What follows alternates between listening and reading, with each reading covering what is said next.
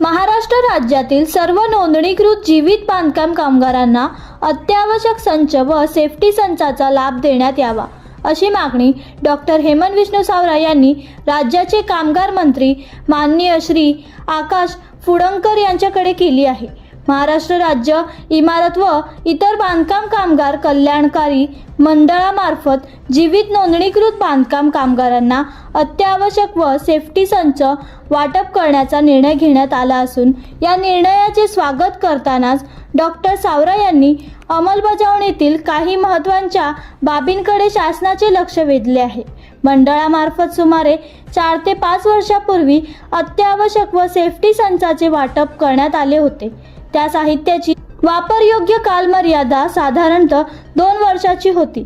मात्र नव्या आदेशानुसार मागील 5 वर्षात संच मिळालेल्या कामगारांना पुन्हा लाभ देण्यात येऊ नये अशी अट घालण्यात आली आहे। यामुळे पूर्वी नोंदणीकृत असलेल्या जीवित बांधकाम कामगारांना नव्या स्वरूपातील संचाचा लाभ न मिळाल्यास त्यांच्यावर अन्याय होण्याची शक्यता असल्याचे डॉक्टर सावरा यांनी नमूद केले आहे।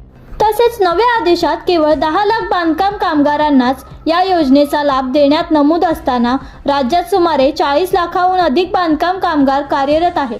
परिणामी मोठ्या प्रमाणावर कामगार या योजनेपासून वंचित राहतील अशी चिंता त्यांनी व्यक्त केली। माननीय सर्वोच्च न्यायालयाच्या निर्देशानुसार इमारत व इतर बांधकाम कामगार उपकरातून जमा होणार निधी कामगारांच्या हितासाठीच वापरणे अपेक्षित आहे।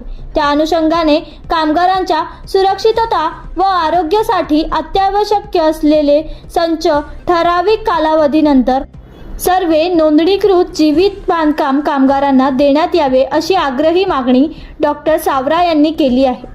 नव्याने नोंदणीकृत कामगाराबरोबरच यापूर्वी नोंदणीकृत असलेल्या सर्व जीवित बांधकाम कामगारांनाही अत्यावश्यक व सेफ्टी संचाचा लाभ देण्याबाबत सकारात्मक व सहानुभूतीपूर्वक निर्णय घ्यावा अशी विनंती त्यांनी कामगार मंत्री माननीय श्री आकाश फुंडकर यांच्याकडे केली आहे।